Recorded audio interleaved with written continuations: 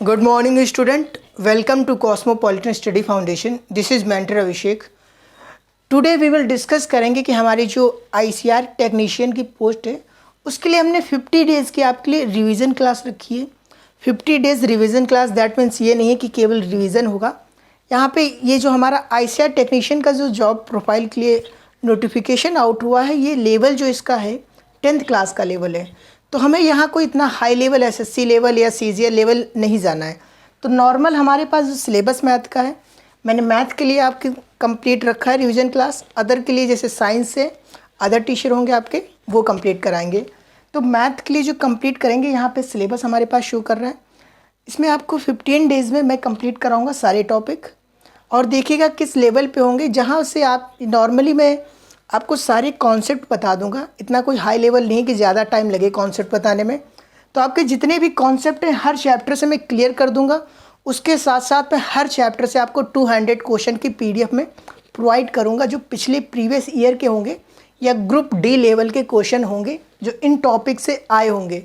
ठीक है, तो ये आपके लिए बहुत ही अच्छी, अगर आपने अभी तक तैयारी नहीं की है तो इसके साथ में बट एक कंडीशन रहेगी कि मैं जिस टॉपिक को जिस डे कंप्लीट कर दूंगा, उस टॉपिक के सारे क्वेश्चन आप नेक्स्ट डे, जब हमारी नेक्स्ट डे क्लास होगी तो सारे क्वेश्चन आप कंप्लीट कर चुके होंगे, तब नेक्स्ट क्लास में आएंगे. ओके, ये कंडीशन होगी. बिकॉज स्टूडेंट क्या होता है, क्लास देख लेता है, उसके बाद कहता है मुझे ये टॉपिक तो आ गया, मैं नेक्स्ट क्लास देखता हूँ, बट उससे ना वो टॉपिक क्लियर हो पाता है ना ये टॉपिक न्यू वाला. तो ये कीजिएगा कि आप जो टॉपिक में पढ़ा रहा हूँ सेम डे उस टॉपिक के क्लियर कर लीजिएगा. ठीक है, तो डिस्कस करते हैं. यहाँ पे जो हमारा 15 डेज़ का क्लास है, इसमें बेसिक कराऊंगा मैं आपको, ऑल टोटल बेसिक, और उसके साथ क्वेश्चन प्रैक्टिस के लिए आपको दूंगा. क्वेश्चन आप प्रैक्टिस करेंगे. 15 डेज़ बाद अगर हमें टाइम मिलता है तो हम उसके साथ मैराथन क्लास रखेंगे 3 to 4 आवर की. उसमें हम सारे टॉपिक को वन डे में कंप्लीट करेंगे.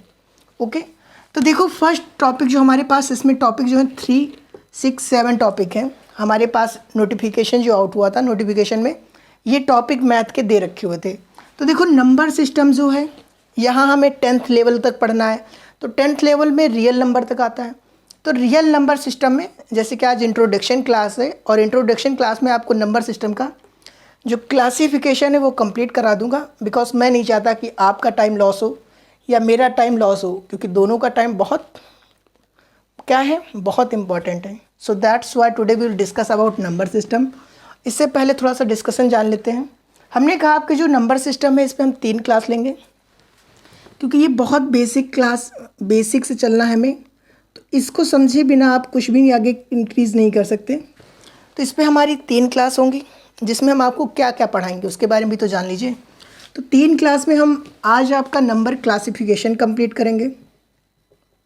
नंबर क्लासिफिकेशन, क्यों नंबर क्लासिफिकेशन क्यों जानना ज़रूरी है? क्योंकि नॉर्मल से क्वेश्चन आपके पास आएंगे कि नंबर हमारा टर्मिनेटिंग नंबर है या नॉन टर्मिनेटिंग नंबर है. सपोज दैट मान लो ये कोई नंबर लिख गया आपके फ्रंट में 1352 इंटू 26996 अपॉन में 5 की पावर 3 इंटू 2 की पावर 9 इंटू 3 की पावर 2, या कुछ लिख दो 2539. ऐसे कोई नंबर लिख के आ गया. अब पूछ लिया ये नंबर, रियल नंबर हमारा हाई स्कूल का चैप्टर है, हाई स्कूल का चैप्टर है, तो वहाँ से तो लेवल तो क्वेश्चन आएगा ही. अब आपसे पूछ लिया ये नंबर जो हमारा है टर्मिनेटिंग है नॉन टर्मिनेटिंग है. टर्मिनेटिंग या नॉन टर्मिनेटिंग क्या होता है ये भी बताऊंगा. अगर आपको पता है तो तब भी आपके लिए इस क्लास में बहुत कुछ ऐसा मिलेगा जो कंटेंट आपको न्यू सीखने को मिलेगा, और बिगनर के लिए तो बहुत ही कहूँगा बेनिफिशियल क्लास होने वाली है. तो देखो, अगर सपोज दैट ये नंबर आपसे पूछ लिया कि ये हमारा टर्मिनेटिंग नंबर है या नॉन टर्मिनेटिंग नंबर है, तो इसमें सिर्फ आप इसको देख के और इसे देख के बता सकते हैं कि सर ये हमारा टर्मिनेटिंग है नॉन टर्मिनेटिंग है. क्या होता है, इसे हमें नीड नहीं है, ये हमें नीड नहीं है. इन दो को हम देख के बता सकते हैं कि हमारा नंबर टर्मिनेटिंग है नॉन टर्मिनेटिंग है. अगर सपोज दैट नंबर मान लीजिए ये दे दिया 2 इंटू 23 इंटू 31 इंटू 39, पूछ लिया इसका यूनिट डिजिट क्या है. यूनिट डिजिट क्या है? अब स्टूडेंट, बहुत से स्टूडेंट जो होंगे सीखे होंगे कि सर इसको मल्टीप्लाई करेंगे, लास्ट में जो हमारा नंबर आएगा वो हम कह देंगे यूनिट डिजिट है. हमने कहा ओके. हमने कहा अच्छा मान लो अगर ऐसे नंबर दे दें 23 into 5 into 22 into 29 into 6 3 into 231 into 25। अब क्या करोगे? तब भी अब बहुत से स्टूडेंट होते हैं वो अपने आप को क्या मानते हैं कि बहुत बुद्धिमान होते हैं, बट ऐसा होता नहीं है। ओरिजिनलिटी में वो अपने आप को मूर्ख मानते नहीं है और बुद्धिमान की श्रेणी में पहुंच नहीं पाए, और बीच में वो हैं लेकिन वो मानते नहीं अपने आप को मानेंगे बुद्धिमान। प्रॉब्लम तो यहीं पे है। या तो फिर अपने आप को मूर्ख मान लो कि हम सर हमें कुछ नहीं आता है, आप जो बताओगे उसके भरोसे हम चलेंगे, या फिर तुमको सब आता ही हो तो कोई प्रॉब्लम नहीं है। अगर बीच में फंस गए ना, दिक्कत उन्हीं को होती है। मेन प्रॉब्लम दिक्कत किसको होती है? जो बीच में फंस गए। तो या फिर आता है तो हाँ मान लो कि सर हमें आता है, बस हमें ज़रूरत नहीं है किसी की।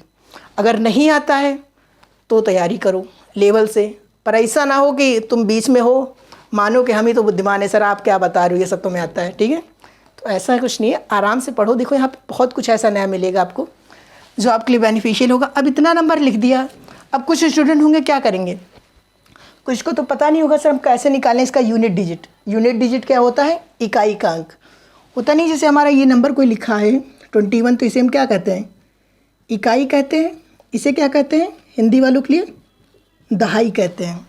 और इंग्लिश में क्या कहते हैं? यूनिट डिजिट कहते हैं, टेंथ डिजिट कहते हैं, 1000 डिजिट होता है, 100 होता है। ठीक है, तो अगर इसमें यूनिट डिजिट फाइंड करना है तो बहुत स्टूडेंट जिनको पता नहीं होगा वो कहेंगे सर 5 इंटू 1, 1 इंटू 5, 5, 2, 9, 6, 3। अब मैं कहूँगा इतना नंबर क्यों वेस्ट कर रहे हो? आपका टाइम मैंने क्या बताया अभी, इम्पॉर्टेंट है। क्या है? इम्पॉर्टेंट है। जब देख रहे हो ये 5 है, यहाँ पे ये कितना है? 5 है। हमें सिर्फ इसमें एक इवन नंबर ढूंढना है। देखो एक इवन मिल रहा है, ये इवन मिल गया, तो हमने ये इवन देखा, ये 5 देखा, तो हमारा फिक्स हो गया कि इसका यूनिट डिजिट क्या होगा। ये हमें फिक्स हो गया कि इसका यूनिट डिजिट 0 होगा। अब कुछ भी करो तुम इतना टाइम लगाओगे, तुम लगा रहे हो, हमारी क्या गलती है? हमने जब बताया तुमको, तुमने ध्यान नहीं दिया, अब मेरी क्या गलती है? तो ये सब इसमें हम, और रिमाइंडर के बारे में छोटे लेवल पे। रिमाइंडर जैसे क्या होता है कि सपोज दैट 31 लिखा है और 9 से मल्टीप्लाई करना है, इसमें बता दिया गया। बिल्कुल छोटा लेवल है, यहाँ पे इतना तो पूछा ही जाएगा आपसे इस लेवल तक। मान लो पूछ लिया गया कि ये इसका कितना रिमाइंडर आएगा। बहुत स्टूडेंट होंगे सर 9 इंटू करना है, 9 इंटू 27 होता है, तो बचा कितना? क्योंकि सर 27 हो गया, 34 बच गया, 4 हमारा रिमाइंडर हो गया। हमने कहा चलो ठीक है, तुम इतना कर लिए, तुम्हें भरोसा हो गया कि हम कर लेते हैं। हमने कहा चलो अच्छी बात है, तुम्हें आता है। हमने कहा अगर मान लो, हमने कहा सपोज दैट अगर मान लो ये नंबर लिख दें 5 2 इंटू 3/9, तब भी कहोगे सर 2 3 जा 6, 5 3 जा 15, इसे हम कर लेंगे। हमने कहा अच्छा अभी भी तुम कर लोगे। अच्छा मान लो इस नंबर की जगह पे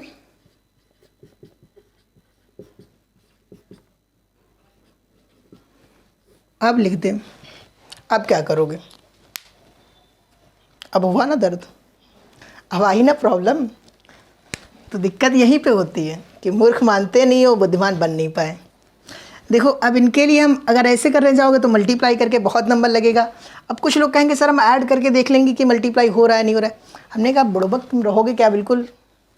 अब जब नॉर्मल हम मेथड बता रहे हैं कि सिंपल से देखो कि पॉजिटिव के साथ ज़्यादा है कि नेगेटिव के साथ ज़्यादा है, या पॉजिटिव नेगेटिव किसी के साथ ज़्यादा है, सारे मेथड बताएंगे, लेकिन एक लाइन से बताएंगे कि पूरा एक रिदम रहना चाहिए कि कंप्लीट आपको भी डिटेल मिले और हमें भी पढ़ाते हुए थोड़ा सा अच्छा फील हो कि हाँ हम स्टूडेंट को पढ़ा रहे हैं जो एक सीक्वेंस से पढ़ा रहे हैं। ऐसा नहीं कि आज हमने ये पढ़ा दिया कल वो पढ़ा दिया, तीसरे दिन हमने कहा कोर्स कंप्लीट। ठीक है, तो देखो नंबर क्लासिफिकेशन आज हम आपके लेंगे, जिसमें आपको नंबर क्या होते हैं, नॉर्मल क्वेश्चन ऐसे बहुत मिल जाएंगे। प्राइम ट्विंस से पूछ लेगा प्राइम ट्विन नंबर क्या होते हैं, प्राइम नंबर क्या होता है, नॉन टर्मिनेटिंग नंबर कौन से हैं, टर्मिनेटिंग नंबर कौन से हैं, होल नंबर क्या है, इंटीजर में क्या है, फ्रिक्शन क्या है। इस टाइप के क्वेश्चन मिल सकते हैं क्योंकि लेवल जो है 10th क्लास का है तो मिल सकते हैं। तो इसमें आज हम आपके सारे डाउट क्लियर कर देंगे और कल हम आपको बताएंगे इसमें यूनिट डिजिट, कैसे आप यूनिट डिजिट फाइंड कर सकते हैं, कैसे रिमाइंडर निकाल सकते हैं, रिमाइंडर, और नॉन टर्मिनेटिंग नंबर कौन सा है, ये भी हम नेक्स्ट क्लास में आपको क्लियर कर देंगे।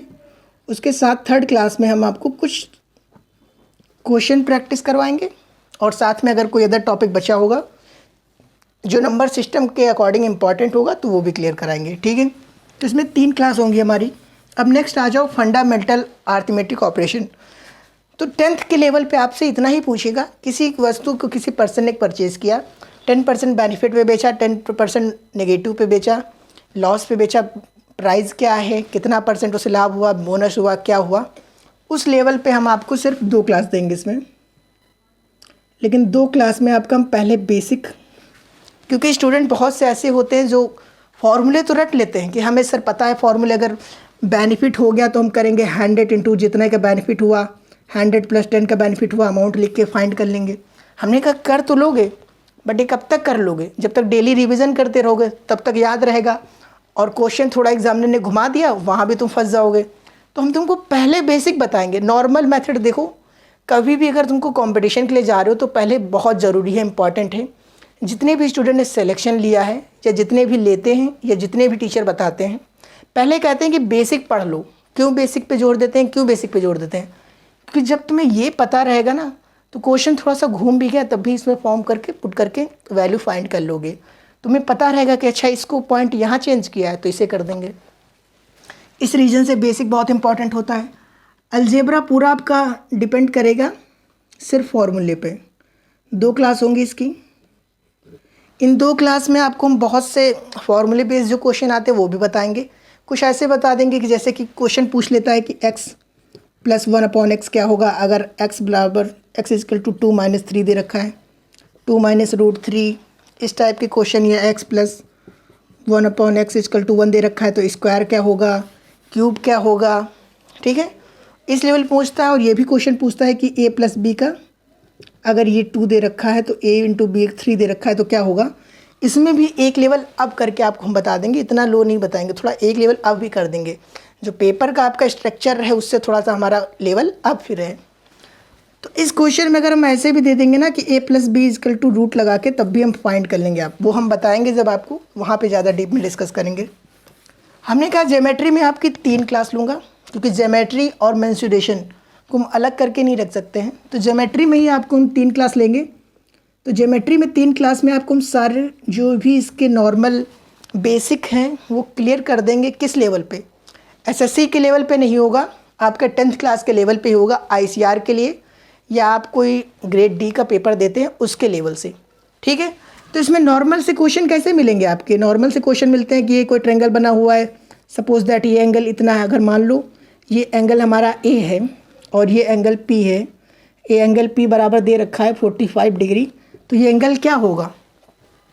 इस लेवल के क्वेश्चन पूछता है। ये आपसे इस लेवल के पूछ लेता है कि ये कोई पॉइंट है, ये हमारे पास P है, ये T है, ये Q है, ये सेंटर से मिला हुआ है। एंगल पूछ लेता है, कभी कभी एंगल पूछ लेगा कि एंगल बताओ। एक एंगल दे रखेगा यहाँ पे कि 45 है या कुछ भी एंगल बता देगा। उसके बाद पूछ लेता है कि एंगल बताइए यहाँ पे कितना होगा या यहाँ पे कितना होगा। या एक क्वेश्चन और आता है इसमें कि ये डिस्टेंस दे देगा आपको, ये डिस्टेंस दे देगा।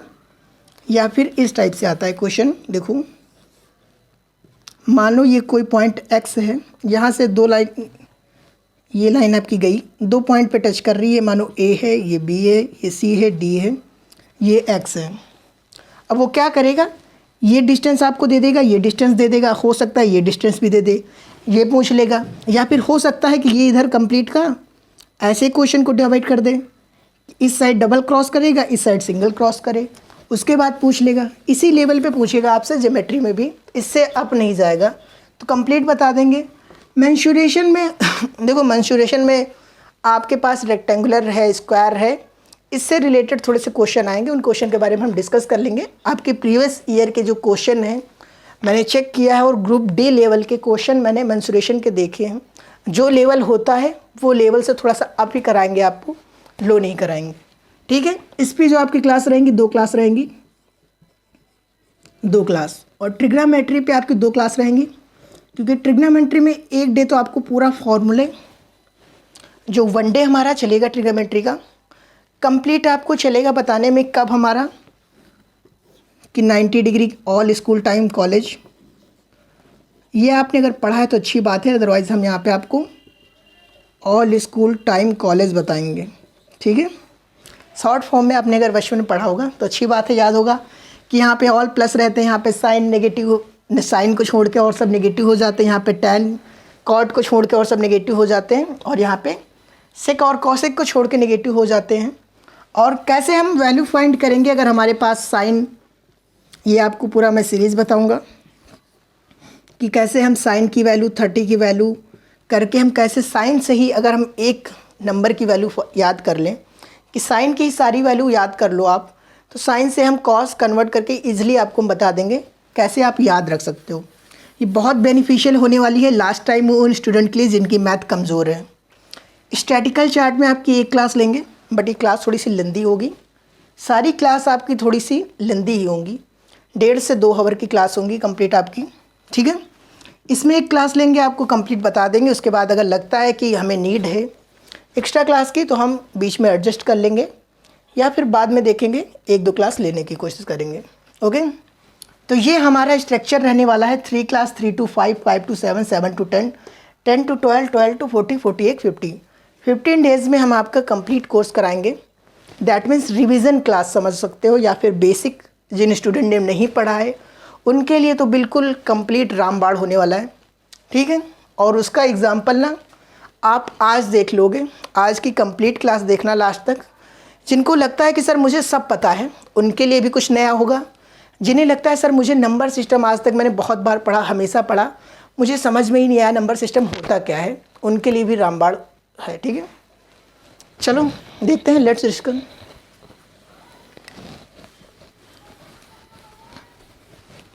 ओके, बिल्कुल बेसिक से चलेंगे। जो बच्चे को बिल्कुल कुछ नहीं पता है उसके लिए भी बहुत बेनिफिशियल होगा, और जिसे जो सब पता है उसको भी कुछ ना कुछ ऐसे पॉइंट ज़रूर मिलेंगे जो उसके लिए बेनिफिट हों।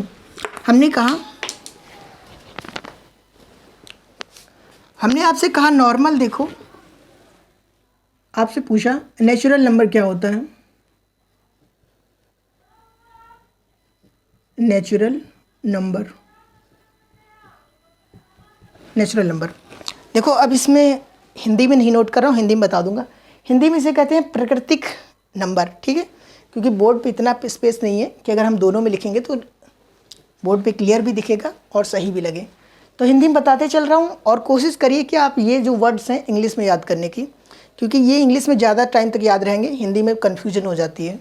हमने कहा नेचुरल नंबर क्या होता है, और नेचुरल नंबर कैसे हमें पता चले कितने नेचुरल नंबर थे, क्या इनकी हिस्ट्री थी।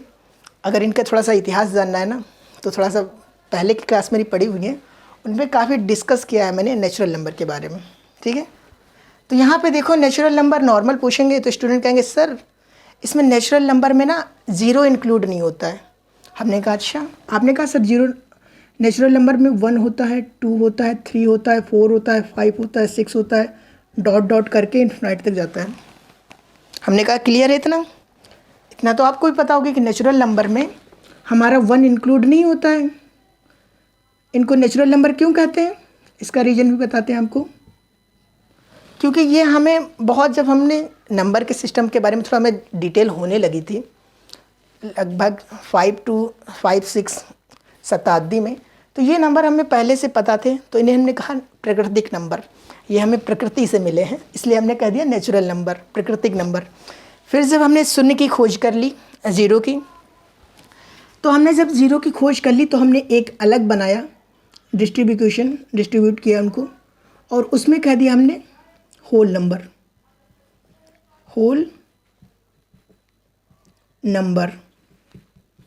तो नेचुरल नंबर के बाद हमारा आता है होल नंबर।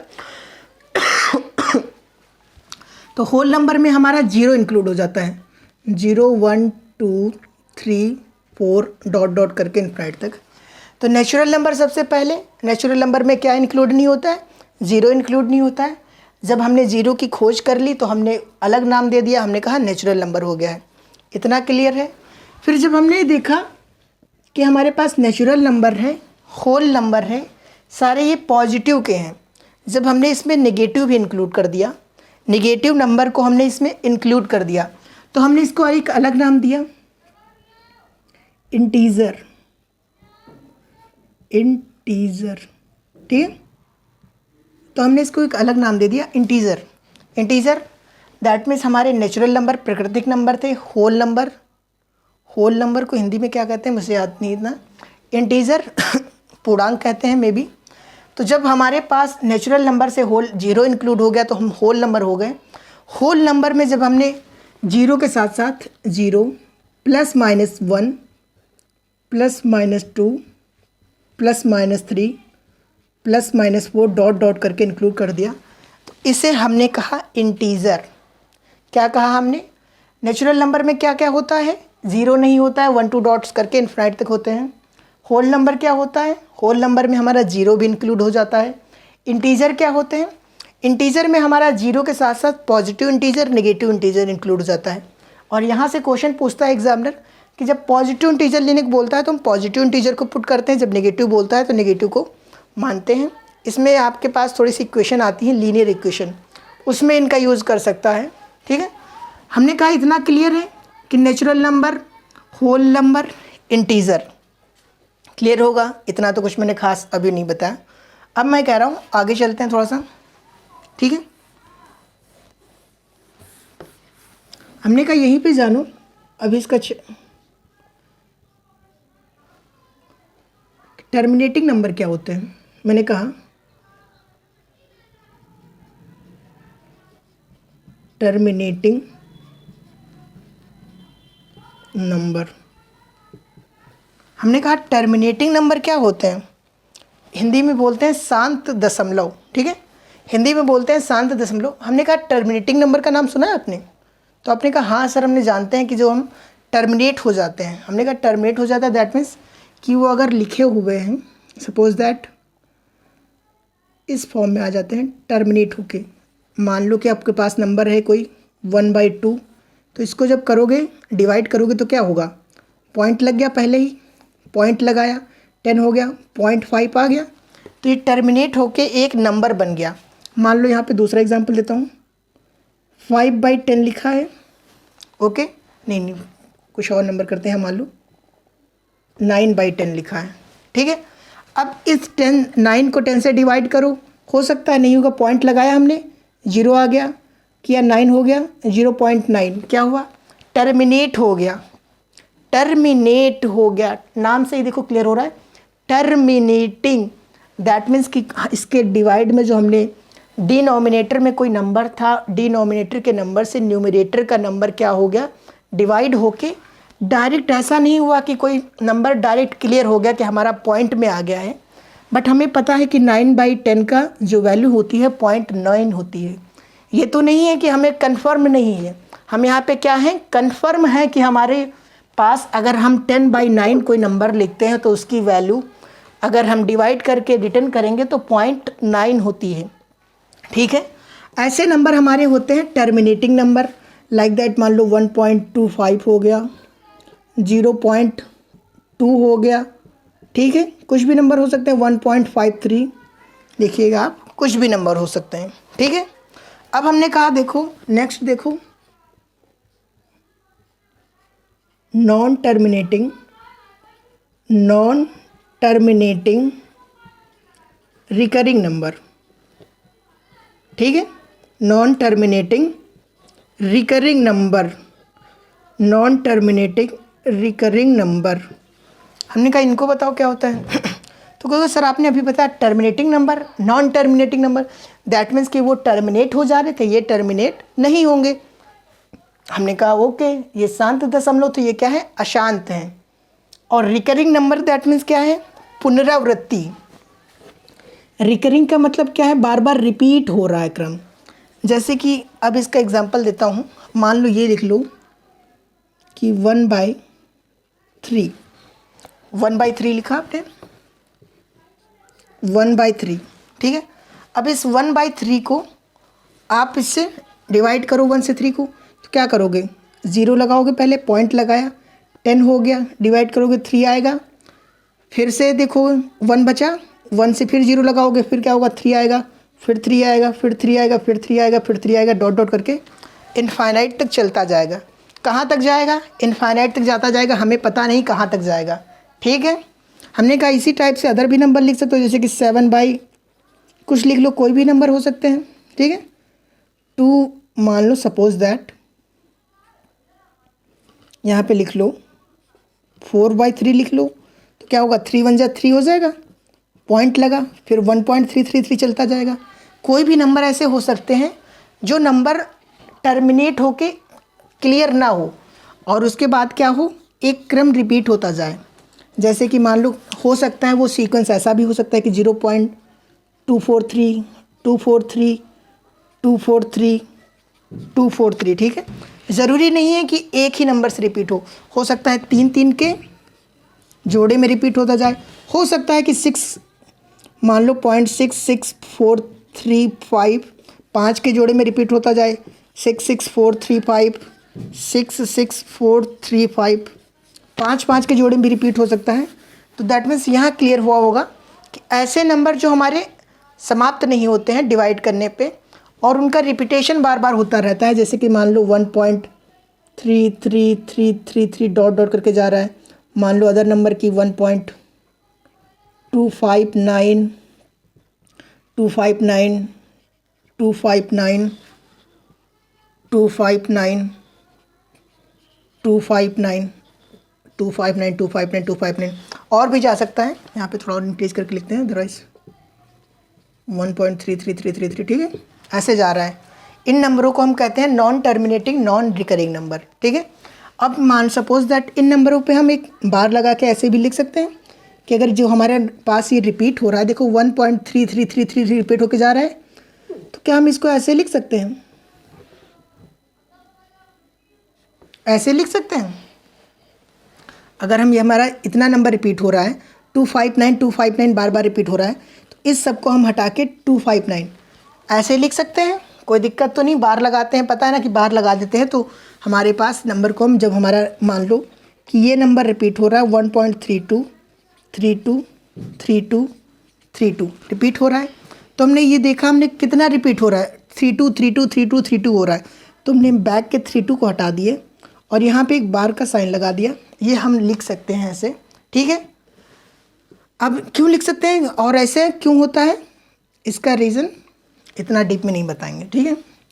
तो हमने कहा कि ऐसे रिटर्न कर सकते हो और ये याद रखना कि जब इस बार को हम हटाएंगे नंबर आपके पास आ सकते हैं ऐसे बार लगे हुए, उनकी वैल्यू फाइंड करने के लिए आ सकता है।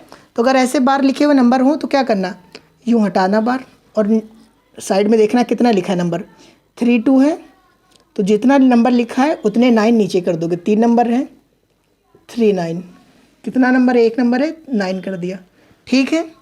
इस टाइप से हम नंबर को लिख लेते हैं, ओके।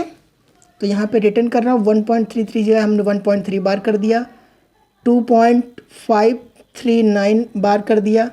एक नंबर को हम ऐसे ही लिख देते हैं कि 2.343 343 343, देखो 3 का 3 का 3 का बन रहा है। ऐसे नंबरों को हम कहते हैं non terminating recurring number, okay. अब आ जाओ non terminating non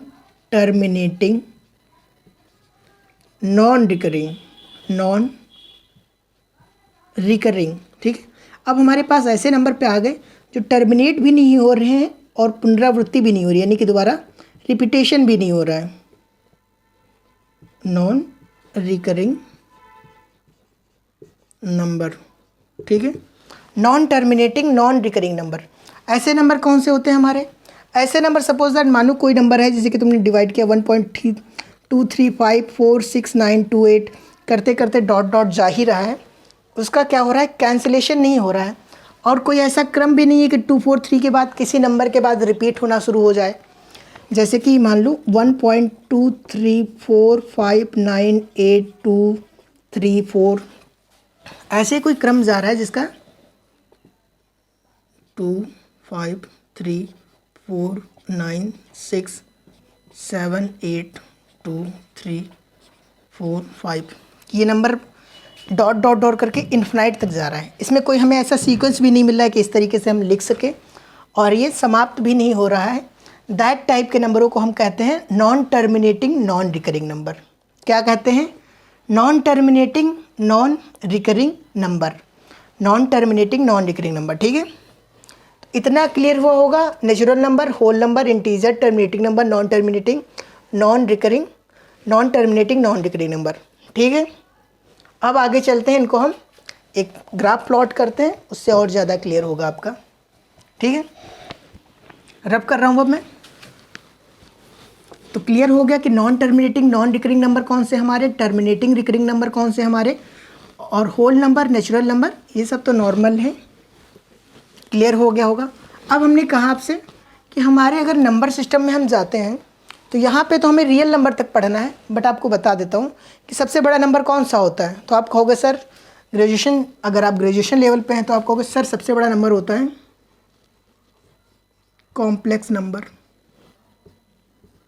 complex number क्या कहोगे, कॉम्प्लेक्स नंबर से सबसे बड़ा नंबर होता है। हमने कहा ओके। हमने कहा अब इसको हम कितने पार्ट में डिवाइड करते हैं, तो नॉर्मल रिप्लाई होगा आपका सर हम इसको दो पार्ट में डिवाइड करते हैं। एक होता है हमारा इमेजिनरी नंबर, इमेजिनरी नंबर, ठीक है, जिसे आयोटा भी कहते हैं आप। अंडर रूट में जो आई होता है माइनस आई, हमारा आयोटा के फॉर्म में पढ़ते हो इसे, आयोटा बोलते हैं आई को, कि आई स्क्वायर का मान क्या हो जाता है -1 होता है। ये हम पढ़ते हैं, तो ये हमें यहाँ पे नहीं पढ़ना है क्योंकि इसके लेवल के क्वेश्चन फिर आपके हाई लेवल एग्जाम के हो जाते हैं, वो हमारा एसएससी सीडीएस लेवल में आ सकता है, यहाँ नहीं आएगा। हमने कहा दूसरा जो डिस्ट्रीब्यूशन होता है इसका वो होता है, एक कॉम्प्लेक्स नंबर हो गया और दूसरा हमारा हो गया इमेजिनरी नंबर, और दूसरा हमारा होता है रियल नंबर। क्या होता है, रियल नंबर, ठीक है। तो रियल नंबर हमारे कैसे नंबर होते हैं, इमेजिनरी नंबर भी एग्जिस्ट करते हैं। इसमें कुछ स्टूडेंट ऐसे होते हैं कि सर इमेजिनरी नंबर एग्जिस्ट नहीं करता, ऐसे नंबर को टीचर भी कुछ बता देते हैं कि इमेजिनरी नंबर एग्जिस्ट नहीं करता है, बट ऐसा नहीं है, इमेजिनरी नंबर भी एग्जिस्ट करते हैं। इन साइंटिस्ट के बारे में भी थोड़ी सी स्टोरी है। अगर वो स्टोरी है कि ये जब एक्सपायर हो रहे थे उससे पहले कह रहे थे कि इमेजिनरी नंबर का नाम चेंज कर दो, बट ऐसा नहीं हुआ, तो अभी भी इनको हम इमेजिनरी नंबर कहते हैं। अदरवाइज़ ये ओरिजिनल में एग्जिस्ट करते हैं, हमें इनसे लेना देना नहीं है। हमें यहाँ पे आओ, अब रियल नंबर जाना कि कॉम्प्लेक्स नंबर के दो पार्ट होते हैं, इमेजिनरी नंबर, रियल नंबर। अब रियल नंबर में देखो हम क्या पढ़ते हैं, रियल नंबर में दो पार्ट कर देते हैं। फिर जैसा ग्राफ बना रहा हूँ सेम बना लेना, ऐसे आपकी हमेशा के लिए हेल्प करेगा बहुत, ठीक है। रियल नंबर में दो पार्ट में नंबर डिवाइड हो जाते हैं। अब कहोगे सर आपने रेशनल इरेशनल बताया नहीं, हमने कहा यहीं पे बताने के लिए आपको छोड़ा था। Irrational number, irrational number, irrational number और रेशनल नंबर, रेशनल नंबर, ठीक है। तो हमने कहा कॉम्प्लेक्स नंबर पहले इमेजिनरी में रियल नंबर में डिवाइड हुआ, रियल नंबर हमारा इरेशनल नंबर और रेशनल नंबर में डिवाइड हुआ। तो इरेशनल नंबर में आप कहोगे सर कौन से नंबर आते हैं, हम कहेंगे वो नंबर जिनको हम p/q के फॉर्म में रिटर्न नहीं कर सकते। और रेशनल नंबर में कौन से नंबर आते हैं, हम कहेंगे जिन नंबरों को हम p/q के फॉर्म में हम रिटर्न कर सकते हैं, ठीक है। और q नॉट इक्वल टू 0 यहाँ पे लिख देंगे हम, q हमारा कभी भी 0 नहीं होगा। ऐसे नंबरों को हम कहते हैं रेशनल नंबर, इनको कहते हैं रेशनल नंबर। ये आपको बुक में आप पढ़ लेते हो, बुक में पढ़ते हो, आपको भी पता होता है, पर क्लियर में समझ नहीं आता है। ओरिजिनलिटी में पूछ लेना, तो अगर जितने लोग आपसे वीडियो देख रहे होंगे ना, आप लोगों में से, उसमें से आधे लोगों को पता नहीं होगा सर ये p/q होता, बता तो देते हो कौन से नंबर को हम कहेंगे रेशनल नंबर। हमने कहा इसीलिए हमने आपको terminating number, non terminating number, non recurring number सारे क्लियर किए हैं कि आपको हम यहाँ पे क्लियर बता सकें। हमने कहा इरेशनल नंबर में हमारा वो जो नंबर हम p/q के फॉर्म में नहीं लिख सकते हैं, उस नंबर को हम कहते हैं इरेशनल नंबर, और जिन नंबरों को हम p/q के फॉर्म में लिख सकते हैं उन्हें हम कहते हैं रेशनल नंबर। तो ऐसा कौन सा नंबर है जिसे हम p/q के फॉर्म में नहीं लिख सकते हैं, और मैंने अभी आपको बताया है, तो उस नंबर को हम कहेंगे, क्या कहेंगे, हम कहेंगे हमारा जो भी हमने आपको बताया non terminating, non recurring, non terminating non recurring number, इन नंबरों को हम नहीं लिख सकते हैं p/q के फॉर्म में।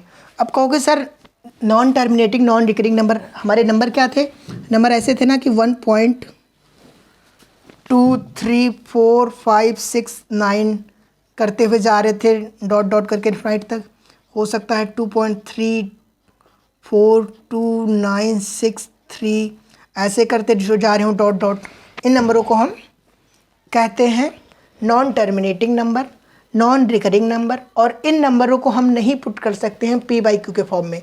क्लियर रखना ये पॉइंट कि ऐसे नंबर जो हमारे होते हैं जिनका एक डॉट करने के बाद कभी भी टर्मिनेट नहीं होते हैं, इनमें हमारा पाई भी आ जाता है, √2 √1 √3 ये सब इसी में आ जाते हैं, √3 √4 सब इसी में आ जाते हैं। कहोगे सर √2 और इसकी वैल्यू तो हमें पता है 3.14 या √2 की वैल्यू पता है, हम कहेंगे वो आप एक वैल्यू पुट कर लेते हो अपना क्वेश्चन सॉल्व करने के लिए, बट एग्जैक्ट वैल्यू वो नहीं होती है।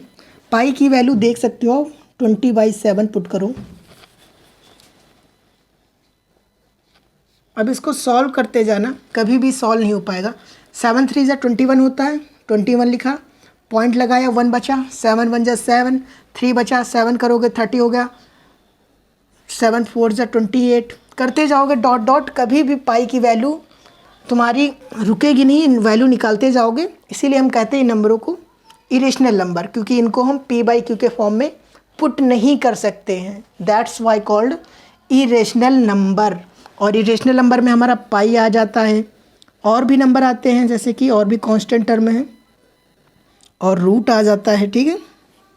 ऐसे नंबरों को हम कहते हैं इरेशनल नंबर। अब कुछ लोगों के माइंड में सवाल बन रहा होगा, अगर नहीं बन रहा है तो बनना चाहिए, कि सर आपने एक अभी नंबर बताया थे non terminating recurring number, non terminating recurring number, हमने कहा हाँ बताया था, वो यहाँ पे क्लियर करते हैं, देखो और क्लियर होगा। हमने कहा फिर हमारे पास जो रेशनल नंबर होते हैं इन्हें हम और डिवाइड करते हैं 2 नंबर में, 2 पार्ट में डिवाइड करते हैं रेशनल नंबर को। एक होता है फ्रिक्शन, एक होता है इंटीजर, ठीक है, फ्रिक्शन और इंटीजर। तो फ्रिक्शन में हमारे पास जो फ्रिक्शन में नंबर होते हैं, अब कुछ लोगों के पास मैथमेटिक्स में जो बुक्स होती हैं इसको भी इसमें पुट कर दिया जाता है, तो अलग कैटेगरी के अकॉर्डिंग दिखाते हैं, वो इरेशनल में चेंज नहीं करके डायरेक्ट वो यहाँ का दिखाते हैं, ठीक है। इसमें कंफ्यूज मत होना कि सर ये तो यहाँ आना चाहिए था, बट इसकी कैटेगरी इरेशनल नंबर में होती है, ये याद रखना, ओके। हमने कहा फ्रिक्शन में आपके पास फिर 2 प्रकार के नंबर होते हैं, ये जानते रहना कि रेशनल नंबर जिन नंबरों को हम पी बाई क्यू के फॉर्म में लिख सकते हैं उसमें हमारा इंटीजर आता है, फ्रिक्शन आता है, और फ्रिक्शन हमारा 2 पार्ट्स में डिवाइड हो जाता है। एक होता है नॉन टर्मिनेटिंग, थोड़ा इंक्रीज करके लिखते हैं कि आपको शो हो वहाँ पे, नॉन टर्मिनेटिंग रिकरिंग नंबर, क्योंकि नॉन रिकरिंग तो वहाँ पे कर दिया, रिकरिंग नंबर। अब कहोगे सर ये नॉन टर्मिनेटिंग रिकरिंग नंबर को आपने कैसे लिख लिया, देखो ये हमारा नंबर था 1.33333 जा रहा था, हमने कहा था इसके ऊपर अगर हम ऐसे बार लगा दें कि 1.3 के ऊपर हम बार लगाते तो लिख सकते हैं, और उसके बाद मैंने बताया था कि अगर ये बार हम हटाएंगे और इसको बार को हटा के हम ऐसे लिख सकते हैं 1.3/9 लिख सकते हैं, तो दैट्स वाई इनको हम ऐसे पुट कर सकते हैं ना, तभी हम इनको कहते हैं कि ये हमारे रेशनल नंबर हैं। अब इनके लिए क्या है वो आप मत जानो, यहाँ पे 1 जैसे कि नंबर कैसे होते हैं हमारे 1.33 करके होते हैं, इनके ऊपर हम बार लगा के पुट कर लेते हैं, दैट्स वाई नंबर को हम बोलते हैं नॉन टर्मिनेटिंग रिकरिंग नंबर, ठीक है। और एक नंबर हमारे होते हैं टर्मिनेटिंग नंबर,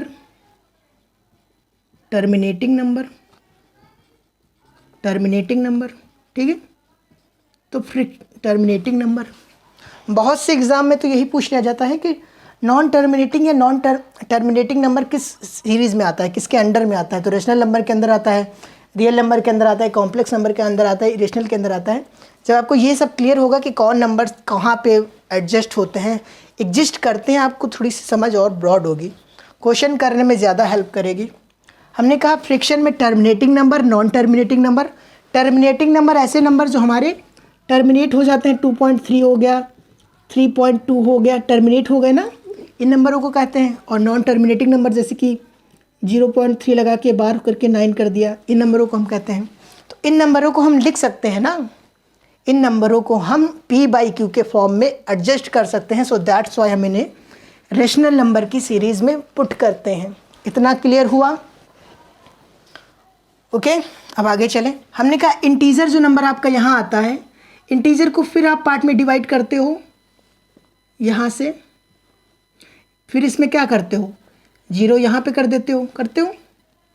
यहाँ पे क्या रखोगे, नेचुरल नंबर कर लो, नेचुरल, ठीक है। नेचुरल नंबर में कौन कौन से होते हैं, 1 है, 2 है, 3 है, डॉट डॉट करके, 0 है। यहाँ पे होल नंबर कर लो, होल नंबर में क्या होता है, 0 है, 1 है, 2 है, डॉट डॉट करके होता है।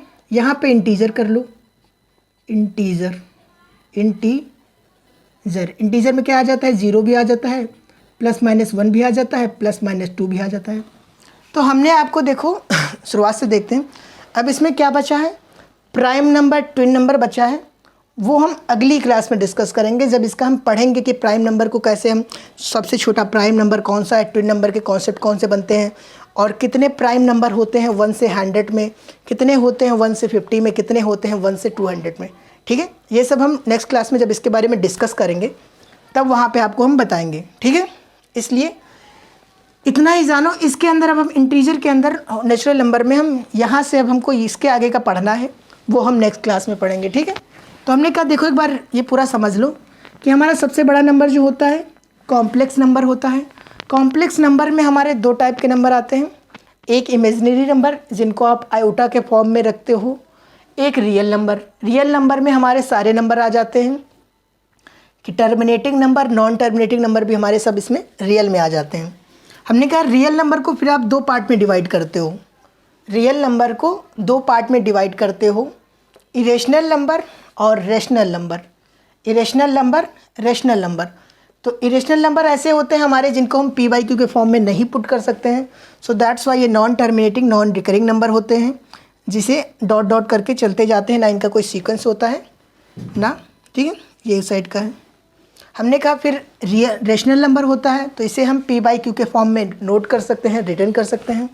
हैंस इनको हम फिर डिवाइड करते हैं 2 पार्ट में, एक होता है हमारा इंटीजर, एक होता है फ्रैक्शन। इंटीजर का मतलब है डायरेक्ट वो नंबर में ही आ गया। कोई हमारे पास इक्वेशन होती है जब सॉल्व करने के लिए, हम क्या ट्राई करते हैं कि अगर वो फ्रैक्शन में है तो डायरेक्ट इंटीजर में आ जाए, क्योंकि इंटीजर में सॉल्व करना हमारे लिए ईजी होता है। तो इसे हम रेशनल नंबर को इंटीजर और फ्रैक्शन में डिवाइड करते हैं। तो फ्रैक्शन में हमारा होता है एक टर्मिनेटिंग नंबर, एक होता है नॉन टर्मिनेटिंग रिकरिंग नंबर। तो नॉन टर्मिनेटिंग रिकरिंग नंबर पे जैसे कि हम बाहर लगा के नोट कर देते हैं, दैट्स वाई इनके आगे हम यहाँ पे क्वेश्चन करते हैं। ये टॉपिक भी हम पढ़ेंगे आगे, आपको ये टॉपिक याद रखना। ये टॉपिक हम आपको बताएंगे, इस पर क्वेश्चन आते हैं आपके कि बार लगा होगा, उसका पूछेगा कितना होगा, वैल्यू कितनी होगी। ठीक है, इतना क्लियर हुआ। इसमें टर्मिनेटिंग नंबर जो डायरेक्ट टर्मिनेट हो जाते हैं। फिर इंटीजर पे आओगे तो इंटीजर को 3 पार्ट में डिवाइड किया गया है। नेचुरल नंबर में जिसमें 0 ऐड नहीं होता है, अगर हम 0 ऐड करके लिखेंगे तो क्या हो जाता है, होल नंबर हो जाता है। और 0 के ले ले, पॉजिटिव और नेगेटिव दोनों नंबर ले ले तो हमारा इंटीजर बन जाता है। आई होप इतना क्लियर हुआ होगा। और इस स्ट्रक्चर के नेक्स्ट आपको कभी कुछ नहीं पढ़ना है। ये स्ट्रक्चर जो मैंने कॉम्प्लेक्स नंबर से स्टार्ट किया, या आप ग्रेजुएशन कर लेना, पोस्ट ग्रेजुएशन कर लेना, बस यहीं तक रह जाओगे। ओके, तो नंबर सिस्टम समझना इंपॉर्टेंट था, तो मैंने आपको यहाँ से बताया कि फैक्ट जितने भी सारा रीज़न के साथ क्लियर रखोगे तो ज़्यादा हेल्प अच्छा रहेगा। ठीक है, अब इसे मैं रफ कर रहा हूँ। ओके,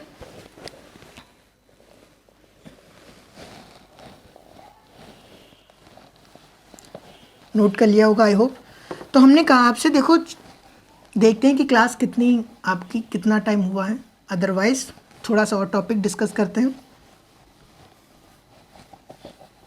या देखते हैं, ओवर करते हैं। Okay,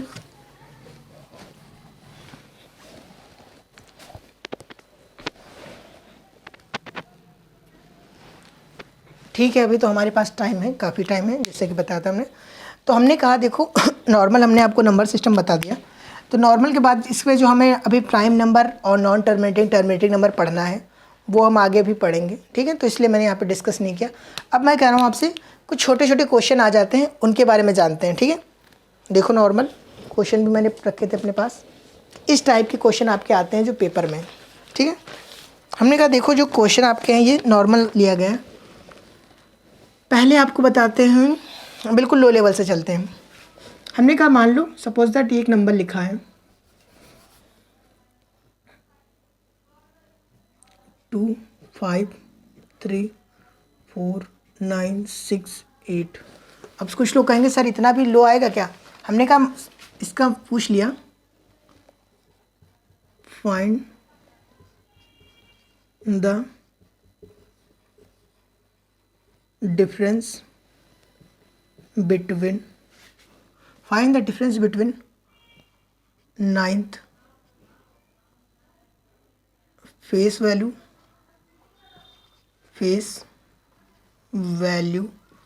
and sixth place value, ठीक है।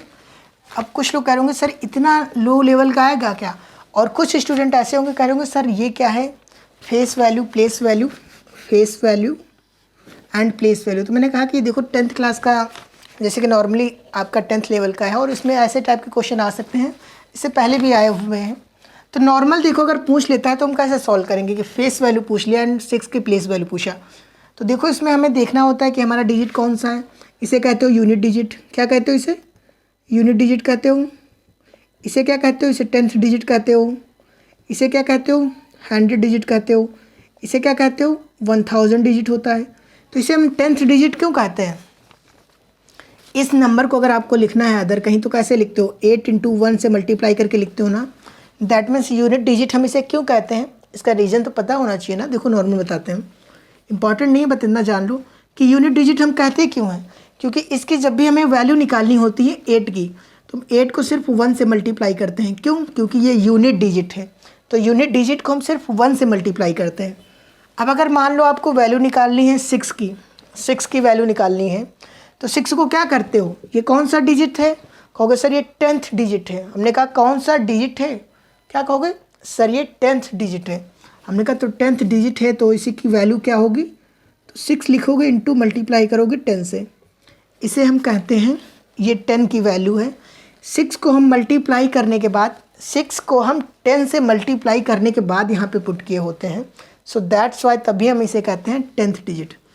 अगर इस नंबर को तोड़ के लिखना चाहो, कंप्लीट नंबर जो हमारे पास है, ऐसे लिख सकते हो सकता है पूछ ले ऐसे कि पूरा जो नंबर है इसे तोड़ के लिखने में 1 2 3 4 5 6 कितना है, 100 डिजिट है, 1000 है, 10,000 हो जाएगा 1 लाख।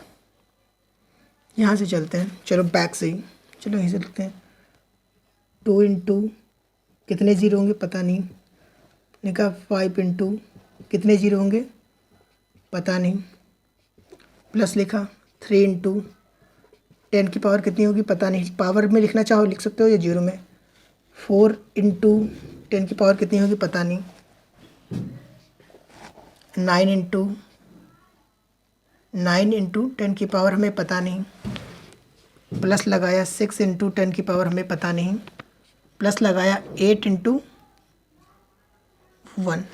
हमने आपको बता दिया था देखो कि अगर हमें इस नंबर को इस फॉर्म में लिखना है तो हम कैसे लिखेंगे। आ सकता है कि इस टाइप में नंबर आपके पास लिखा आ जाए, उसे हम ऐसे लिखने को पूछ ले, या ये नंबर दे दे इस फॉर्म में कुछ दे रखे हो, किसे फैक्टर इसमें से चेक करिए कि कौन सा फैक्टर है, इस टाइप से भी पूछ सकता है। तो हमने कहा देखो यहाँ पे नॉर्मल हमने बताया था कि जैसे कि यूनिट डिजिट तो कितने से करोगे, 1 से मल्टीप्लाई कर दिया। यहाँ पे कौन सा है 10th डिजिट है तो 10 से कर दिया। ये 9 कौन सा है, कहोगे 100 डिजिट है, तो चाहो तो 10 की पावर 2 कर दो या फिर एक जीरो इंक्रीज कर दो। 4th कौन सा है, कहोगे सर ये 4th कौन सा है, कहोगे सर 10,000 ना, 10 100 1000, तो 1000 के लिए क्या करोगे 3 कर दोगे। यहाँ क्या करोगे 10,000, दैट मीन्स 4। यहाँ कितने, कहोगे सर 1 2 3 4 5, यहाँ कितने 1 2 3 4 5, ठीक है 6 रहेंगे यहाँ पे 2 4 6, ठीक है। तो ऐसे नंबर को हमें ये नंबर देख के ऐसे फॉर्म में पूछ सकता है। इतना बड़ा नंबर नहीं होगा, नॉर्मल सा नंबर मान लो 259 लिख देगा और कह देगा इसे पुट करके दिखाइए। तो पुट करना हमारे लिए कैसे हो जाएगा, 2 इंटू 1 इंटू 00, 5 इंटू 10 प्लस का 9 इंटू 1। ठीक है, ऐसे हमें उसमें से ऑप्शन से चेक करना होगा कौन सा ऑप्शन मैच कर रहा है, या इस फॉर्म में दे सकता है, ये पूछ सकता है। ठीक है, इतना क्लियर है। नॉर्मल पूछ लेता है, इस फॉर्म में पूछ सकता है। इसे रब कर रहा हूँ। अब डिफरेंस बताते हैं आपको फेस वैल्यू में और प्लेस वैल्यू में। क्या होता है फेस वैल्यू, क्या होता है प्लेस वैल्यू। हमने कहा फेस वैल्यू पूछ रहा है, कभी होता है ना कि आपके फेस को देख के कोई बोले तुमसे मैं बात कर रहा हूँ, मैं तुमसे बात कर रहा हूँ, तो ऐसा तो नहीं है, सो सिर्फ तुमसे बात कर रहा है, तुमसे बात कर रहा है, तुमसे बात कर रहा है, तो केवल तुम आओगे। तो फेस वैल्यू किसकी पूछा, 9 की, तो क्या होगा, डिफरेंस पूछा है ना, तो खाली 9 आएगा। क्या आएगा, सिर्फ 9। उसके बाद कह रहा है प्लेस वैल्यू। अब प्लेस वैल्यू का मतलब मीनिंग समझ रहे होगे ना, कि दैट मीन अगर आप कोई क्यू में खड़े हो तो ऐसा होता है कि आप, या फिर क्यू में अगर आगे से काउंट करोगे तो क्यू में कोई मिडिल नंबर होगा, या पीछे से काउंट करोगे तो कोई क्यू नंबर होगा। आपका लाइन में स्टैंड अप हो अगर आप, तो कोई ना कोई नंबर तो होगा कि आगे से मान लो अगर 5 लोग आपके आगे खड़े हैं तो कहोगे लेफ्ट से 6 नंबर हैं, या बैक से कहोगे 7 नंबर हैं। तो इसी टाइप से यहाँ पे प्लेस वैल्यू पूछा है। प्लेस वैल्यू दैट मीन 6 से पहले कितने नंबर हैं, कहोगे सर 1 नंबर है। तो यहाँ पे प्लेस वैल्यू क्या होगी, नॉर्मल अभी जो मैंने बताया आपको कि 6 की कौन सा नंबर है, कहोगे सर 10th डिजिट है, तो 9 माइनस 60 कर दोगे और हमारा आंसर क्या आ जाएगा, 51। ठीक है, पॉजिटिव का आएगा क्योंकि हमें यहाँ पे मार्जिन लेना होता है, कोई साइन नहीं, आप ऐसे लिख सकते हो 60 माइनस 9। ओके, इस टाइप से सिंपल सा क्वेश्चन पूछेगा, बट इसमें भी काफ़ी स्टूडेंट क्या होगा, रॉन्ग हो जाएंगे, क्योंकि उन्हें पता ही नहीं होगा, सर कंफर्म ही नहीं होगा कि फेस वैल्यू या प्लेस वैल्यू या नंबर को इनको हम ऐसे डिवाइड करके पुट कर सकते हैं। ओके, हमने कहा अब रब कर रहे हैं। सपोज दैट एक क्वेश्चन और मान लो, फिर चलते हैं नेक्स्ट कॉन्सेप्ट पे। हमने कहा इसी में एक क्वेश्चन और देखो, मान लो कि ये दे दिया आपके पास 25936, इतना छोटा नंबर है। उसने कहा find difference between 3 face value and 6 place value. Place value तुमने बता दिया, आपको अब तो पता होगा। Face value that means face किसका देखना है, फेस देखो 3 का, प्लेस वैल्यू किसकी, 6 की। तो 6 तो इस बार खुद यूनिट डिजिट पे है ना, ऐसा तो है नहीं कि 6 इधर से कोई आगे नंबर पे है। तो हमने देखा कि फेस वैल्यू 3 का और प्लेस वैल्यू 6 का कितना आ जाएगा, कहोगे सर 3 आ जाएगा। ये हमारा 3 आंसर हो जाएगा। ठीक है, कि इस साइड -6 करके उधर लिखा, कोई प्रॉब्लम नहीं है, मार्जिन नोट कर रहे हैं। ठीक है, क्योंकि डिफरेंस पूछा हमसे, ये नहीं बताया कि हम कौन सा नंबर पहले लें, तो हम डायरेक्ट पॉजिटिव में पुट करेंगे 3 बता के। ठीक है, आई होप ये पॉइंट क्लियर हुआ होगा। इस पॉइंट से एक नंबर का क्वेश्चन आ सकता है, सो दैट्स वाई क्लियर रखना। ओके, अब नेक्स्ट देखो, कुछ बताते हैं आपको, फिर कल इसको हम डीप से बताएंगे आपको। हमने कहा नंबर मान लो 2 3, चलो कोई भी नंबर ले लेते हैं, 2 3 3 4 5 6 7 8 9। अब इस नंबर का आपसे यूनिट डिजिट पूछ लिया, बिल्कुल 10th लेवल का करा रहा हूँ, बिल्कुल सेम लेवल का, कोई लेवल अप नहीं है। ठीक है, फाइंड यूनिट डिजिट। अब इतना छोटा नंबर है तो इसमें भी देखो, मेन यहाँ पे जो हमारे पास डिपेंड करता है एग्ज़ाम क्रैक करने के लिए, 2-3 पॉइंट होते हैं। एक होता है बेसिक क्लियर रखो, एक होता है थोड़ा सा टाइम टेबल अच्छा बना के रखो कि टाइम टेबल फॉलो करो, और तीसरी बात होती है अप्रोच क्या है तुम्हारी एग्ज़ाम को सॉल्व करने से पहले। कम से कम एक जो भी पेपर देने जा रहे हो 40 to 50 मॉक लगा के जाना, 40 to 50 मॉक, क्योंकि मॉक में जितने तुम लगाओगे, ऐसा नहीं कि मॉक एक लगा लिया, देखा हमारे आंसर कितने आ रहे, छोड़ दिया। उस मॉक को दोबारा एनालाइज करो कि तुमने कहाँ पे गलती कर रहे हो, उस पॉइंट की दोबारा गलती ना हो, ये एनालाइज करो, तब बेनिफिट होगा मॉक का। ओके, तो हमने कहा ये नॉर्मल नंबर पूछ लिया गया, फाइंड यूनिट डिजिट। तो इसमें से कुछ बच्चे क्या होंगे, थोड़ा सा जो नॉर्मल लेवल पे स्टार्टअप किए होंगे या जिनको बिल्कुल फॉर्म डाल दिए कि फॉर्म आया है 10th के लिए, डाल दो फॉर्म, जो होगा देखा जाएगा, वो क्या करेंगे, कहेंगे सर 3 3 4 7 4 3 7 और 7 6 13 13 8 13 8 21 21 9 30 30 का 0 3 बचा, 3 2 5 5 3 8 8 और 5 12 8 5 13 13 और 7 20 20, तो यहाँ पे 20 कर देंगे वो। और कहेंगे उसके बाद कि सर हमारा यूनिट डिजिट ना 0 है। कुछ स्टूडेंट जो बिल्कुल न्यू होंगे वो ये करेंगे कि हमारा सर यूनिट डिजिट ना 0 है। अब इसमें थोड़ा सा स्मार्ट बच्चा होगा वो क्या करेगा, देखो वो कहेगा 2 3 4, वो थोड़ा सा स्मार्ट नॉर्मली मान लो, चलो बताते हैं, डायरेक्ट बताते हैं आपको। हमने कहा अब आपको क्या अप्रोच लगानी है, उसने क्या किया, सारे नंबर ऐड किए। आप क्या करोगे, ऐसे देखोगे 9 8 कितना 17 का कितना, देखो नॉर्मल यहाँ से चलते, नहीं तो आप फिर 3 4 7 7 6 13 30, यहाँ देखो ऐड करोगे कितना हो जाएगा, ऐड करो इसको, 3 4 ऐड करोगे कितना होगा, 7 हो जाएगा। फिर हमने कहा इसको ऐड कर लिया तुमने, अब इसको ऐड करो, इसको ऐड करो और इसको ऐड करो, क्योंकि 8 से 14 14 और 9 14 1 15 15 8 कितना 23 23 होगा। अब इसमें 23 ऐड करके देखोगे 7 इंटू 23 कितना हो जाएगा, 30 हो जाएगा। 30 क्या 0 आ रहा है। अब इसमें कुछ स्टूडेंट ऐसे करेंगे कि 7 हो गया, 7 और 23 हो गया, तो sir 23 into 7 23 plus 7 equal to 30, तो हमारा यूनिट डिजिट 0 हो गया सर। अब इसमें से जो बिल्कुल स्मार्ट बच्चा होगा, जो आपके लेवल पे यानी कि बिल्कुल तैयारी कर रहा होगा, बिल्कुल सीरियस स्टूडेंट, वो क्या करेगा, वो देखो वो ऐसे करेगा 4 3 7 7 हुआ, 7 6 करेगा 13 13 का 3 लिया, 3 के बाद 8 3 क्या होगा 11 11 1 लेगा, 1 और 9 10 0। समझ में आया, नहीं आया होगा, दोबारा बताते हैं।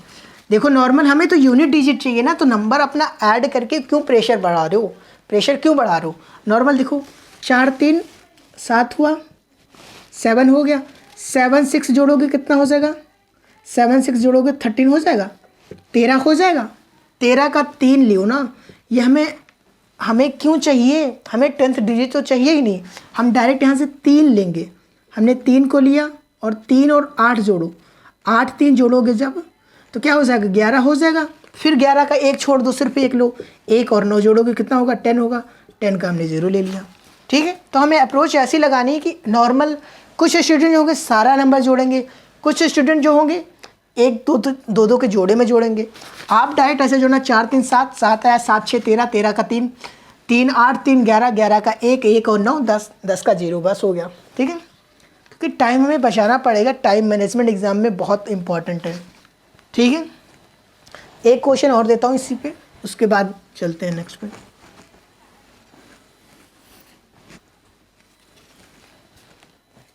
ठीक है, हमने कहा देखो नॉर्मल हमने लिखा था एडिशन वाला, ये तो मैं एडिशन बता रहे थे आपको मेथड करना कैसे एग्ज़ाम।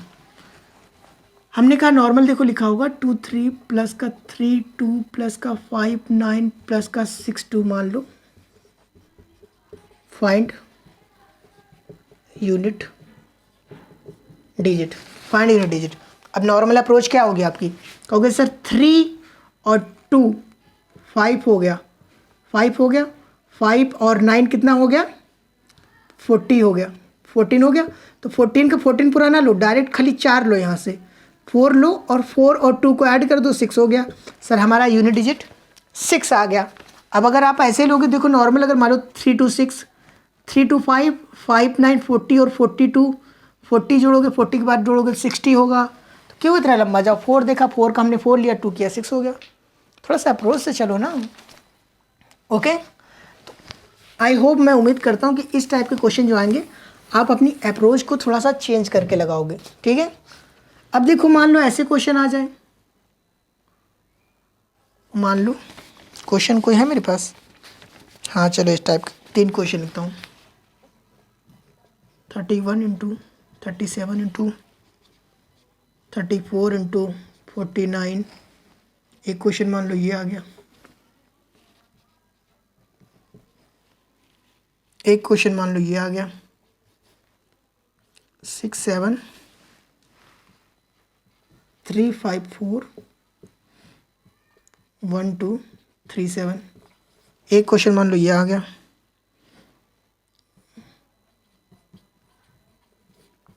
ठीक है, ये चारों टॉपिक डिस्कस करेंगे हम कल, इसलिए बता रहा हूँ कि नॉर्मली अगर इस टाइप के आ गए तो उनको डीप से तो हम कल जानेंगे। अब ये नंबर आ गया तो इसमें कौन सी अप्रोच होगी। अब कुछ स्टूडेंट क्या करेंगे, पूरा पूरा नंबर डिवाइड करके देखेंगे कि सर नंबर पूरा डिवाइड कर लें, देखें क्या जा रहा है। और कुछ स्टूडेंट क्या होंगे, जो अभी हमने बताया कि वो करेंगे 7 इंटू 1 7, 7 चौक 28, 28 को फिर वो 9 से करेंगे। अबे क्यों बुड़बक पना दिखा रहे हो, नॉर्मल सीधे चलो ना यार। कि 7 इंटू 1 7, 7 इंटू 4 28, 28 का हमें यूनिट डिजिट चाहिए ना, तो 8 लो ना खाली। 28 यहाँ पे आ गया, 28 आ गया तो खाली 8 लो ना यार। 2 क्यों लेके चल रहे हो, 28 नंबर क्यों टाइम वेस्ट कर रहे हो। 8 को करोगे 8 9 72, 72 का हमारा 2 हो गया यूनिट डिजिट, 2 आ गया यूनिट डिजिट। इस टाइप के क्वेश्चन में हम क्या अप्रोच लेंगे, कल इस पर थोड़ा सा और डीप से हम डिस्कस करेंगे। ठीक है, कि अगर मान लो कोई नंबर हमारा है, इसमें एक और नंबर हमारा आ जाए 5 मल्टीप्लाई हो जाए, तो अब इसको और कैसे जल्दी कर सकते हो, अब इससे भी जल्दी कैसे कर सकते हो। ठीक है, इससे भी जल्दी कैसे कर सकते हो ये हम कल बताएंगे। मान लो कोई फैक्टोरियल 5 आ जाए, कि डायरेक्ट लिखा हो फैक्टोरियल 5, तो फैक्टोरियल 5 का मतलब पता है ना कि फैक्टोरियल 5 बराबर होता है 5 इंटू 4 इंटू 3 इंटू 2 इंटू 1 होता है। तो अगर ये नंबर आ गया तो कुछ बच्चे क्या होंगे, सारा नंबर क्या करेंगे, मल्टीप्लाई करेंगे, उसके बाद देखेंगे यूनिट डिजिट। अब कुछ स्मार्ट बच्चे होंगे क्या करेंगे, जिनको पता होगा, कहेंगे सर 5 है और 5 के साथ इवन नंबर आ गया, इवन नंबर आ गया, दैट मीन यहाँ पे यूनिट डिजिट हमारा 0 आएगा, 0 होगा यूनिट डिजिट, 0 होगा यूनिट डिजिट। और ये देखो अब इसमें तो थोड़ा सा बताना पड़ेगा आपको। इसमें हमें आपको ये अब क्या होता है, यहाँ पे भी ये बताना चाह रहा था कि इसमें स्टूडेंट क्या होता है, रट्टा लगाए होते हैं। क्या किए होते हैं, तरीके से रट लेते हैं कि सर हमें तो बस ये पता है कि 4 आएगा तो 6 होगा या 4 होगा, अगर लास्ट में 4 आया तो यूनिट डिजिट 6 होगा या 4 होगा। और सर ना अगर 0 1 5 6 आ गया तो हमें पता है कि वही सेम नंबर आएगा। हमने कहा तुमने पता कैसे किया कि वही आएगा, तुमने क्या जवाब दिया, सर हमने उन सर की क्लास की थी ना, वो सर ने बताया था ऐसे। हमने कहा अच्छी बात है, तुमने सर की क्लास की थी, अच्छी बात है, क्लास करना चाहिए, तुमको नॉलेज लेना है तो किसी से थोड़ी देर समझना पड़ता है, किसी के आगे भी जब भी कुछ लेना है किसी से तो उसके आगे झुकना पड़ता है, अच्छी बात है। बट हमने कहा तुमने इसका मेथड नहीं सीखा ना, ये गलत काम किया कि तुमने अगर ये समझा नहीं क्यों होता है। अगर तुम समझ लेते ना तो तुम्हें ज़िंदगी में कभी दोबारा याद करने की ज़रूरत नहीं पड़ती क्यों होता है।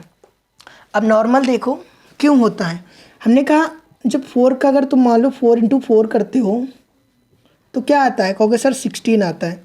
हमने कहा 4 इंटू 4 करते हो तो क्या आता है, कहोगे सर 4 को 16 चौके 64 64 आता है। तो हमने कहा देखो जब 4 में हमारे पास इवन नंबर होता है तो हमारा यूनिट डिजिट क्या आता है, कहोगे सर 6 आता है। और हमने कहा जब ऑड होता है तो क्या आता है डिजिट, 4 आता है। तो हमने कहा नॉर्मल समझ लेते कि एक बार मल्टीप्लाई करके देख लेते कि 2 बार करके देख लो, 3 बार करके देख लो, बहुत से नंबर में 4 बार करके देख लो। 4 बार करोगे तो तब भी सेम ही आ जाएगा, 4 चौके 16 16 चौके 64 64 चौके 4 चौके 16 और 6 करोगे 6 चौक 24 6 चौक 24 और 25 256, तो अब भी तो 6 आ जाएगा क्योंकि इवन आ गया, दोबारा ऑड करोगे तो ऑड जाता जाएगा। तो इसका रीज़न क्या होता है, क्यों होता है वो समझ लो, वो ज़्यादा इंपॉर्टेंट है।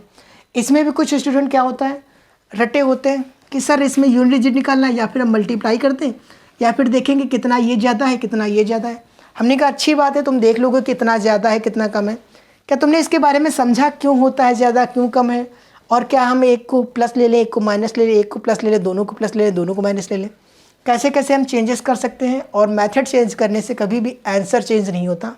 क्या तुमने समझा है, तुमने कहा सर इतना तो हमने नहीं समझा, हमने फार्मूला देखा फार्मूला याद कर लिया।